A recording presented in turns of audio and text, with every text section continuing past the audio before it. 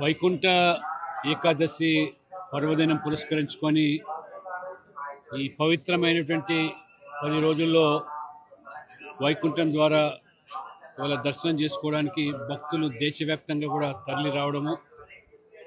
ఈరోజు నేను వైకుంఠ ద్వాదశి పురస్కరించుకొని స్వామివారిని దర్శించుకోవడం ధన్యునిగా భావిస్తా ఉన్నాను.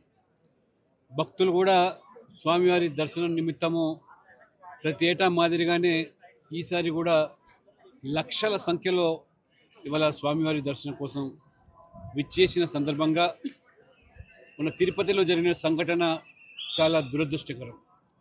దాదాపు 6 మంది భక్తుల తొక్కిసలాటలో చనిపోవడము అది నిజంగా విచారకరమైన విషయము. ప్రభుత్వము ముఖ్యమంత్రి గారు వెంటనే మరి స్పందించి ఆ యొక్క బాధిత కుటుంబాలకు కూడా మరి న్యాయం చేయడానికి ఆర్థిక పరంగా ఉద్యోగపరంగా అన్ని రకాలు కూడా విద్యాపరంగా కూడా ముందుకు రావడం నేను స్వాగతిస్తూ ముఖ్యమంత్రి గారు న్యాయ విచారణ కూడా ఆదేశించడం, ఈ న్యాయ విచారణ సందర్భంగా మరి ఏ యొక్క అంశాలు అయితే వెలుగులోకి వస్తాయో తప్పకుండా ప్రభుత్వం స్పందించి దానికి తగ్గట్టుగా చర్యలు తీసుకోవాల్సిందిగా నేను భావిస్తూ ఉన్నాను.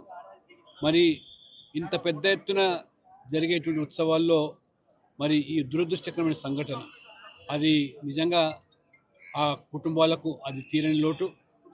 వారి భగవంతుడు వారి ఆత్మకు వాళ్ళందరికీ కూడా శాంతి చేకూర్చాలని, అందులో ఏ లోటుపాట్లు కానీ లేదా లోపాలు కానీ భవిష్యత్తులో పునరావృతం కాకుండా వాటి పట్ల కూడా ప్రభుత్వము బోర్డు అధికారులు కూడా జాగ్రత్తలు తీసుకోవాలని, అధికారులు కూడా ఇంకా ఇటువంటి పవిత్ర దినోత్సవాల సందర్భంగా అది బ్రహ్మోత్సవాలైనా మరి ఏకాదశి పర్వదిన సందర్భంగా అయినా ముందస్తుగానే అన్ని జాగ్రత్తలు తీసుకోవాల్సిన ఆవశ్యకత ఉందని ఇవాళ నేను గర్వపడుతాను. ఇవాళ హిందుత్వము సనాతన ధర్మం కోసము ఇవాళ మొత్తం ప్రపంచవ్యాప్తంగా కూడా ఏ రకంగా భక్తులు తమ విశ్వాసాన్ని చాటుకుంటున్నారో, రేపు ప్రయాగ్రాజ్లో జరిగేటువంటి మహాకుంభమేళలో కూడా అక్కడ యోగి ప్రభుత్వం కూడా గత 6 మాసాలుగానే పగడ్బందీగా చర్యలు తీసుకుంటూ కోట్లాది మంది భక్తులకు ఆ పుణ్య స్థానాలకు కానీ లేదా ఆ భక్తుని సేవించడానికి ఎవరైతే వస్తున్నారో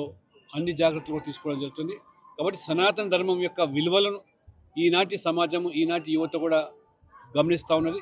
కాబట్టి సనాతన ధర్మం పట్ల మొన్న విజయవాడలో జరిగినటువంటి ఏదైతే హిందూ శంకారావం కూడా ప్రజలు స్వచ్ఛందంగా తరలి రావడం ఇది ఒక సంకేతంగా మనం గుర్తుంచుకోవాలి. కాబట్టి సనాతన ధర్మం పట్ల ఎవరైనా మరి దానికి మరి వికృతంగా దాన్ని మరి విమర్శించేదానికి అదొక ఫ్యాషన్గా మారిపోయింది. ఇప్పటికైనా సనాతన ధర్మం మనల్ని కాపాడితే ధర్మాన్ని మనం కాపాడితే ధర్మాన్ని కాపాడుతున్న విషయాన్ని కూడా గమనించాల్సిన అవసరం ఉందని చెప్పి ఈ సందర్భంగా తెలియజేస్తాం. మరిన్ని వీడియోస్ కోసం ఛానల్ ని సబ్స్క్రైబ్ చేయండి. లేటెస్ట్ అప్డేట్స్ కోసం వాట్సాప్ ఛానల్ ని ఫాలో అవ్వండి. ఆ లింక్ డిస్క్రిప్షన్ లో ఉంది.